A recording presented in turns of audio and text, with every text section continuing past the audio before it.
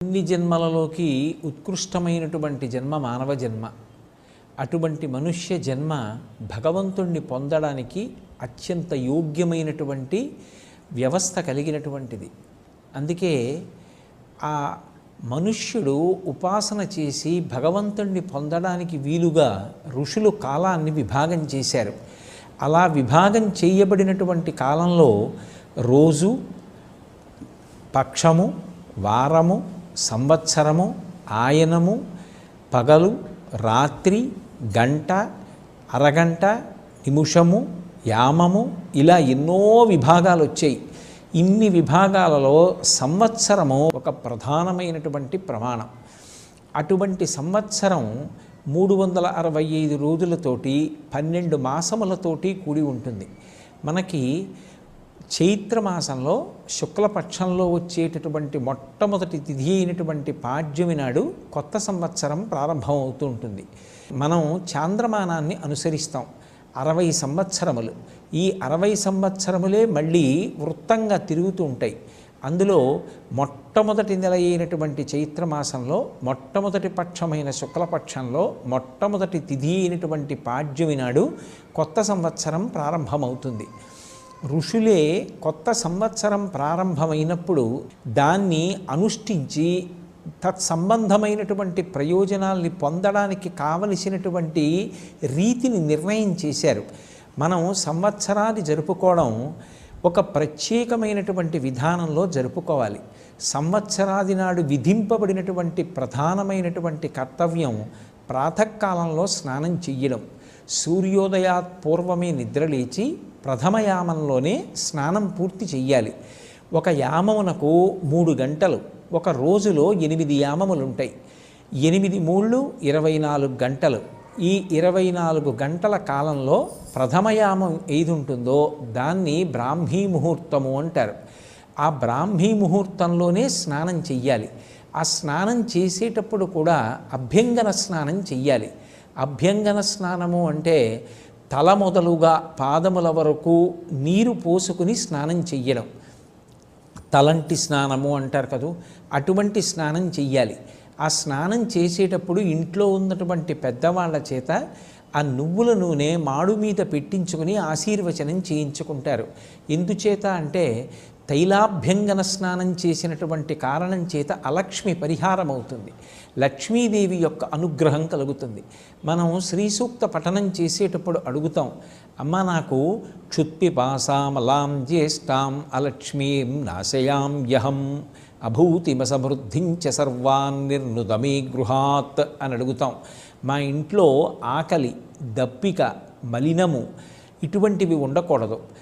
లక్ష్మీదేవి కన్నా ముందు పుట్టినటువంటి జ్యేష్ఠాదేవి స్వరూపమైనటువంటి దారిద్ర్యం ఏదుందో అది తొలగిపోవాలి.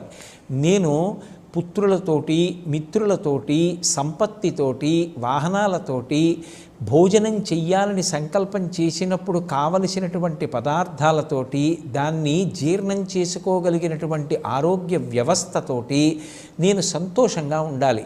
అలా ఉండేటట్టుగా నన్ను అనుగ్రహించు అని మనం తెల్లవారి లేస్తే శ్రీ సూక్త మంత్రాలతో పరదేవతని అడుగుతూ ఉంటాం.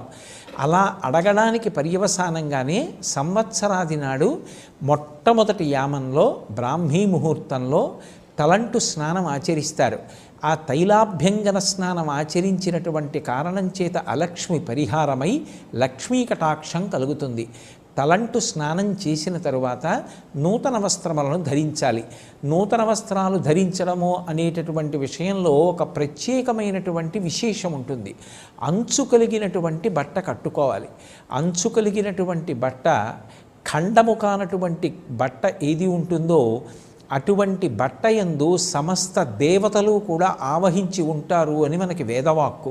వేదవాక్కే ప్రమాణవాక్కు. ఎందుచేత అంటే తస్మాత్ శాస్త్రం ప్రమాణంతే కార్యాకార్య వ్యవస్థితౌ. ఏదైనా ఒక పని చెయ్యాలి అంటే శాస్త్రాన్ని ప్రమాణం చేసుకొని చెయ్యాలి. శాస్త్రమే వేదము. ఆ వేదం చెప్పినటువంటి మాట వస్త్రాన్ని ఆవహించి దేవతలు ఉంటారు. అందుకే అంచు కలిగినటువంటి బట్టని ధరించినటువంటి కారణం చేత దేవతల యొక్క అనుగ్రహం కలిగి తత్కారణం చేత దీర్ఘాయుర్దాయాన్ని పొందుతాడు. అందుకే నూతన వస్త్రధారణ చేసి తదనంతరం ఇంట్లో ఉండేటటువంటి కులదైవానికి నమస్కారం చేస్తారు.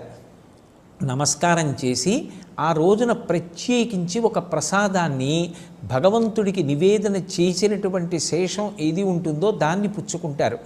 ఈశ్వరుడికి నివేదన చేసినటువంటి పదార్థం ఏది ఉంటుందో దాన్నే ప్రసాదము అంటారు. అయితే ఆ రోజు భగవంతుడికి నివేదన చేసేటటువంటి ప్రసాదం ఒక విశేషంతో కూడుకున్నదై ఉంటుంది. అది ఎలా తయారు చెయ్యాలి అన్నదాన్ని కూడా శాస్త్రమే మనకి చెప్పింది. తద్వర్షాదౌ నింబసుమం శర్కరాంలఘృతైర్యుతం భక్షితం పూర్వయామేస్య తద్వర్షం సౌఖ్యదాయకం అని. ఆ పదార్థాన్ని ఎలా తయారు చేయాలి అంటే యద్వర్షాదౌ నింబసుమం. నింబ అంటే వేప చెట్టు. వేప చెట్టుకి పూసినటువంటి పువ్వులు ప్రధానంగా ఆ పదార్థంలో ఉండాలి. ఆ వేప చెట్టుకి కొన్ని విశేషాలు ఉంటాయి. ఆరోగ్యాన్ని ఇవ్వగలిగినటువంటి చెట్టు ఏది అంటే వేప చెట్టు. అందుకే నింబవృక్షం గురించి వ్యాఖ్యానం చేస్తూ అమరకోశం ఒక మాట అంటుంది. వేప చెట్టుని ఆశ్రయించి ఉండడం, వేప చెట్టు కింద పడుకోవడం, వేప చెట్టు యొక్క గాలి పీల్చడం ఆరోగ్యానికి పరమకారణములై ఉంటాయి. అంత గొప్పది వేప చెట్టు. అది పరదేవత యొక్క అనుగ్రహం. అటువంటి వేప చెట్టు ఈ చైత్రమాసం వచ్చేటప్పటికి వసంత ఋతువు వస్తోంది అనేటప్పటికీ పువ్వు పూస్తుంది. ఆ పువ్వులో విశేషమైనటువంటి రోగనిరోధక శక్తి ఉంటుంది, ఆ క్రిమిసంహారక శక్తి ఉంటుంది. అటువంటి వేప పువ్వుని నీటిలో కలుపుతారు. తద్వర్షాదౌ నింబసుమం శర్కరాంలఘృతైర్యుతం. శర్కర అంటే ఇక్కడ బెల్లము అని అర్థం చేసుకోవాలి. బెల్లానికి ఒక్కదానికే నిలవదోషం లేదు. అందుకే భగవంతుడికి ఏదైనా పిండి పదార్థం తయారు చేసి నివేదన చేసినా లేదా పళ్ళు మొదలైనటువంటివి నివేదన చేసినా కూడా నివేదన చేసేటటువంటి సంభారంతో పాటుగా ఒక బెల్లంగడ్డ కూడా నివేదన చేస్తారు. బెల్లంగడ్డ మంగళద్రవ్యమే కాదు, దానికి నిలవదోషం కూడా ఉండదు. అది ఇంట్లో ఎంతకాలం నిలవ ఉన్నా అది నిలవ ఉన్న పదార్థంగా పరిగణనలోకి రాదు. అందుకే ఆ బెల్లంగడ్డ ఆ నీటిలో వేస్తారు. ఆ వేప పువ్వు వేసినటువంటి నీటిలో ఈ బెల్లంగడ్డ వేసి ఆమ్లఘృతైర్యుతం. ఆమ్ల అంటే చింతపండుతో కలిసినటువంటి పులుసు, చిక్కని పులుసు పదార్థంలా తయారు చేయబడినటువంటి దానిలో ఈ బెల్లం ముక్క నాని కరుగుతాయి. వేప పువ్వు యొక్క సారము దిగి వేప పువ్వు పైన తేలుతూ ఉంటుంది. అందులో ఘృతైర్యుతం, ఆవు నీతిని కలపాలి. లోకంలో మూడింటిని అమృతంతో సమానంగా చెప్తారు. ఘృతం పిబీత్ అంటుంది, అందుకే వేదం. ఆవు నెయ్యి అమృతంతో సమానం. 2 మంచినీళ్ళు, మంచినీళ్ళు అమృతంతో సమానం. అందుకే ప్రాణోత్క్రమణం అయినప్పుడు స్పృహ తప్పిపోతే వెంటనే నీళ్లు తెచ్చి ముఖం మీద చిలకరిస్తారు. ఆ నీళ్లు ముఖం మీద పడగానే తమ తమ స్థానముల నుండి ఉద్గతమైనటువంటి ప్రాణములు కూడా వెనక్కి వస్తాయి. అలా అమృతంతో సమానమైనది ఏది అంటే నీరు, అమృతంతో సమానమైనది ఏది అంటే ఆవు నెయ్యి, అమృతంతో సమానం అమృతమే. కాబట్టి ఈ 3 అమృతములే అని చెప్పబడతాయి. అటువంటి ఆవు నీతిని కలపాలి. ఈ పదార్థములను ప్రధానంగా కలుపుతారు. లోకంలో ఏ చెట్టుకి కూడా భగవంతుని యొక్క పేరు లేదు, కానీ ఒక్క మామిడి చెట్టు యొక్క పేరు మాత్రము రసాలము అంటారు సంస్కృతంలో. భగవంతుడికి పేరు రసోవై సహా. భగవంతుని పేరు కలిగినటువంటి చెట్టు మామిడి చెట్టు. పైగా దాని ఆకులు ప్రతి మంగళకార్యమునందు వినియోగపడతాయి. విశేషించి దానిని ఊరుగాయగా నిలవ ఉంచుకుని కూడా తింటూ ఉంటారు. కారణం దాని యందు అంత ఓషధీశక్తి ఉండడమే. అంత గొప్పదైనటువంటి మామిడి ముక్కలు కూడా కలుపుకోవడం అనేటటువంటిది సంప్రదాయంలో అలవాటుగా ఉంది. ఈ పదార్థాన్ని భగవంతుడికి నివేదన చేసి ఎప్పుడు తినాలి ఈ పదార్థము అంటే మొట్టమొదటి యామంలో తినాలి. అంటే తెల్లవారుజాము కాలంలోనే ఇది ఈశ్వరుడికి నివేదన చేసి ప్రసాదంగా పుచ్చుకోవాలి. అంటే ఈశ్వరుడికి దీన్ని నివేదన చెయ్యాలి అంటే దానికి పూర్వాంగంలోనే స్నానాది కార్యక్రమములు పూర్తయిపోవాలి. అలా యద్వర్షాదౌ నింబసుమం శర్కరాంలఘృతైర్యుతం ఆ పదార్థాన్ని ఎవరైతే పుచ్చుకుంటున్నారో, ఈశ్వర ప్రసాదంగా స్వీకరిస్తున్నారో అటువంటి వాళ్ళకి తద్వర్షం సౌఖ్యదాయకం. ఆ ప్రసాదమే ఈశ్వరుడి యొక్క అనుగ్రహం కనుక ఆ ప్రసాదము ఆ సంవత్సర కాలమంతా కూడా ఆ వ్యక్తి ప్రశాంతమైనటువంటి స్థితిలో జీవించడానికి కావలసినటువంటి వ్యవస్థని మనకి అందిస్తుంది. రోజున భూషణములను ధరిస్తారు. కొత్తగా చేయించుకున్నటువంటి భూషణములను ధరించి రాజదర్శనం చెయ్యాలి అని శాస్త్రవాక్కు. అందుకే ఇప్పటికీ మీరు పంచాంగాన్ని పరిశీలనం చేస్తే ఉగాది లేదా యుగాది, ఒకప్పుడు సృష్టి ప్రారంభం ఆ రోజున జరిగిందిట, అందుకని యుగాది, నూతన సంవత్సరారంభం. అందుకే ఆ రోజున అభ్యంగన స్నానం ఆచరించి నూతన వస్త్రధారణ చేసి రాజదర్శనము అని పంచాంగంలో రాసి ఉంటుంది. రాజదర్శనము అంటే ఈ భూమిని పరిపాలించేటటువంటి ప్రభువు ఎవరుంటారో ఆయన నా విష్ణు పృథివీపతి, విష్ణువాంశ లేనటువంటి వాడు పృథివీపతి కాలేడు. ఇప్పుడు మనం రాజదర్శనం చెయ్యాలి అంటే తేలిక మార్గం, రాజులకు రాజు పరమేశ్వరుడు, రాజశేఖరుడైన. అందుకే రాజన్మత్తమరాళమందగమనాం రాజీవపత్రేక్షణాం రాజీవ ప్రభవాది దేవ మకుటై రజత్పదాంబోరుహాం రాజీవాయతపత్రమండితకుచాం రాజాధిరాజేశ్వరీం శ్రీశైలస్థలవాసినీం భగవతీం శ్రీమాతరం భావయే అంటారు. ఆ జగదంబ కన్నా పరమేశ్వరుడి కన్నా రాజాధిరాజులు ఎవరుంటారు? అందుకే చక్కగా ఆ రోజున శివాలయానికి వెళ్ళి మనం పార్వతీ పరమేశ్వరుల యొక్క దర్శనం చెయ్యాలి. ఎందుచేత అంటే జగత పితరవ్ వందే పార్వతీ పరమేశ్వరవు, ఈ జగత్తుకంతటికీ కూడా తల్లిదండ్రులు వాళ్ళు. లేదు లక్ష్మీనారాయణ దర్శనం చెయ్యవచ్చు. చక్కగా విష్ణువాలయానికి వెళ్ళి ఆ స్వామి దర్శనం, జగన్మాతయే లోకమాత అయినటువంటి లక్ష్మీదేవి దర్శనం కూడా అదే స్థాయిలో ఫలితాన్ని ఇస్తాయి. శివకేశవుల మధ్య అభేదం పాటించడం అనేటటువంటిది జీవితంలో ప్రధానంగా అలవాటు కావాలి. ఆ రోజున తప్పకుండా చెయ్యవలసినటువంటి పనులలో ఒకటి గోపూజ చేసి వృషభ పూజ చెయ్యాలి. ఎందుచేత అంటే ఎద్దు యొక్క డెక్కల నుండి స్రవించినటువంటి అమృత బిందువుల వలన పంట బాగా వృద్ధిలోకి వచ్చి చక్షు సంబంధమైన వ్యాధులు రాకుండా ప్రజల్ని కాపాడుతుంది. అంత గొప్పగా ముఖభాగము చేత అనుగ్రహించగలిగినది వృషభము, పృష్ఠభాగము చేత అనుగ్రహించగలిగినది గోవు. సమస్త దేవతలు గోవు యొక్క శరీరమును ఆవహించి ఉంటారు. అందుకే ఆ రోజు తప్పకుండా గోవు యొక్క దర్శనం చేసి గోవుకి ప్రదక్షిణం చేసి నమస్కరించి కాస్త గోగ్రాసం పెట్టి వృషభ పూజ చేసి వస్తే విశేషమైనటువంటి ఫలితం కలుగుతుంది. అలాగే ఆ రోజున తప్పకుండా పంచాంగానికి పూజ చేస్తారు. పంచాంగము అంటే 5 అంగములు కలిగినది అని అర్థం. తిథి, వారము, నక్షత్రము, కరణము, యోగము అంటారు. ఈ పంచాంగంలో ఒక సంవత్సర కాలాన్ని ప్రమాణం చేసుకొని ఆ కాలమునందు గ్రహములు ఎలా కదులుతున్నాయో, ఆ గ్రహములు ఏ ఏ ఫలితాల్ని ఇవ్వబోతున్నాయో దాని చేత ఆయా నక్షత్ర పాదముల యందు జన్మించినటువంటి జాతకులు పొందబోయేటటువంటి శుభాశుభ ఫలితములు ఎలా ఉంటాయో, ఆదాయ కందాయ వివరాలు ఎలా ఉంటాయో, రాజపూజ్యము అవమానము ఎలా ఉంటాయో ఇవన్నీ తెలియచెప్పబడతాయి. ఎందుకు ఇవన్నీ చదువుకోవడం అంటే గ్రహములకు స్వాతంత్ర్యం లేదు, అవి ఈశ్వరుడికి వశవర్తి అయి ఉంటాయి. రాబోయే కాలం ఇలా ఉంటుంది అని తెలిసిందనుకోండి, బెంగ పెట్టుకోవలసిన అవసరం ఉండదు. భగవంతుణ్ణి చక్కగా భక్తితో ఆరాధన చేస్తే భక్తికి ప్రసన్నుడైనటువంటి పరమాత్మ గ్రహములను ఆదేశిస్తాడు.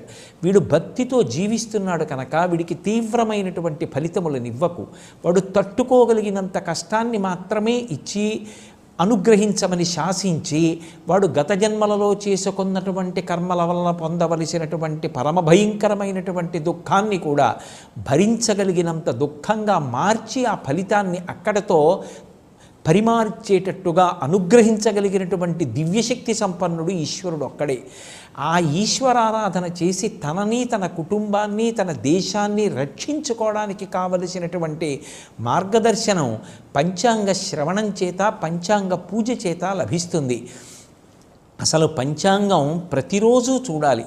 తిథి, వారము, నక్షత్రము, కరణము, యోగము అనేటటువంటి ఈ 5టిని ప్రతిరోజు ఎవరు పరిశీలనం చేస్తారో వారికి సంపద, దీర్ఘాయుర్దాయము, పాపనాశనము, అలాగే ఆరోగ్యసిద్ధి, విజయము ఈ 5 సంప్రాప్తిస్తాయి. అందుకే ఆ రోజున పూజామందిరంలో పంచాంగం ఉంచి పూజించి తీసి ఇంట్లో ఉన్న వాళ్ళందరికీ సంబంధించినటువంటి రాశి ఫలితాలన్నీ చదువుకుని, ఒకవేళ బాగా కలిసి వచ్చే కాలమైతే ఏ విధమైనటువంటి అహంకృతిని అతిశయాన్ని పొందకుండా దాన్ని భగవంతుని యొక్క ప్రసాదంగా స్వీకరించి సమతౌల్యముతో కూడుకున్నటువంటి బుద్ధితో ప్రవర్తిస్తాడు. ఒకవేళ ఏదైనా ఉపద్రవం పొంచి ఉంది అని చెప్పబడినప్పటికీ ఏ బెంగా పెట్టుకోకుండా దాని నుంచి ఉద్ధరించగలిగినటువంటి పరమశక్తి సంపన్నుడైనటువంటి పరమేశ్వరుని యొక్క పాదార విందములను ఆశ్రయించి కష్టముల నుంచి పైకొచ్చి సంతోషంగా జీవితాన్ని గడిపి భక్తి యందు మరింత దృఢంగా ఉంచుకుని నిలబడగలిగినటువంటి స్థితిని పొందుతాడు. అందుకే ఆ రోజు తప్పకుండా అందరూ పంచాంగ శ్రవణం చెయ్యాలి. మన తెలుగు జాతి యొక్క సంస్కృతి సంప్రదాయమైనటువంటి కట్టు బొట్టు పాటించాలి. చక్కగా అందరూ ఆ అంచు కలిగినటువంటి బట్టని అథవా పంచకట్టుగా కాకపోతే గూడకట్టుగానైనా కట్టుకోవాలి. పంచకట్టుకోవడం అనేటటువంటిది తెలుగు జాతి యొక్క సంప్రదాయం. అలా చక్కగా పంచకట్టు కట్టుకుని దేవాలయానికి వెళ్ళి ఈశ్వరుణ్ణి సందర్శించాలి. అలాగే ఇంట్లో పెద్దలైనటువంటి తల్లిదండ్రులకి ప్రదక్షిణం చేసి నమస్కారం చేసి, ఎక్కడ ఉన్న గురువుగారి దర్శనం చేసి గురువుగారికి నమస్కారం చేసి గురువుగారి యొక్క ఆశీర్వచనాన్ని పొందాలి. ఇవన్నీ కూడా మనం చెయ్యవలసినటువంటి విశేషాలు. వసంత నవరాత్రములు ప్రారంభమవుతాయి కాబట్టి వసంత ఋతువు ఎంత లక్ష్మీకారకమో, వాతావరణం కొద్దిగా భరించడానికి ఇబ్బందికరంగా ఉండేటటువంటి కాలం కనుక చక్కగా విసినికర్రలు ఆ సమయానికి అందుబాటులో ఉంటే మామిడి పళ్ళు, మల్లెపూల దండలు, పన్నీరు, పానకం ఇటువంటి వాటిని 10 మందికి అందించడం, చలివేంద్రాన్ని ప్రారంభించడం, ఇంకా జనులు దాహార్తిని పొందేటటువంటి కాలం. బాటసారులు వెళ్ళిపోతుంటారు, వాళ్ళకి దాహం వేస్తుంది. పట్టెడు నీళ్లు, చల్లటి నీళ్లు ఎవరు అందిస్తాడో వాడు విశేషమైనటువంటి ఫలితాన్ని పొందుతాడు. అందుకే చక్కగా చలివేంద్రాలు ప్రారంభించడం, అలాగే మనకి కలిగినంతలో 10 మందికి చలవ చేసేటటువంటి పదార్థాలు అంటే మజ్జిగ లాంటివి ఇవ్వగలిగినటువంటి స్థితిని ఏర్పాటు చేసుకోవడం, ఇవన్నీ కూడా దేశకాలముల యందు తరించడానికి, పుణ్యాన్ని సముపార్జించుకోవడానికి యోగ్యమైనటువంటి విశేషాలు. అలాగే వసంత నవరాత్రులు చేసి చక్కగా ఆ భగవంతుని యొక్క పరమ అనుగ్రహాన్ని పొంది అందరూ తరించేటటువంటి యోగ్యమైన కాలం. అందుకే ఈ నూతన సంవత్సరం వచ్చింది అంటే కేవలం ఏదో ఇంద్రియముల యొక్క ప్రకోపాన్ని శాంతింపచేసుకోవడానికి అనుసరించవలసినటువంటి విధానంగా కాకుండా, అర్థం లేనటువంటి విధి విధానాలు పాటించడం కాకుండా శాస్త్రప్రోక్తమైనటువంటి పద్ధతిని పాటించి కొత్త సంవత్సరం ప్రారంభమవుతోంది కనుక భగవంతుని యొక్క అనుగ్రహంతో ఆ సంవత్సరం తాను, తన కుటుంబ సభ్యులు, తన సమాజము, తన రాష్ట్రము, దేశము, యావత్ ప్రపంచము కూడా పరమ ప్రశాంతంగా ఉండడానికి కావలసిన రీతిలో ఈశ్వరారాధన చేసి అనుగ్రహాన్ని పొందాలి. అలా పొందడానికి కావలసినటువంటి విధి విధానాలన్నిటినీ కూడా మనకి ఋషులు చక్కగా అందచేశారు.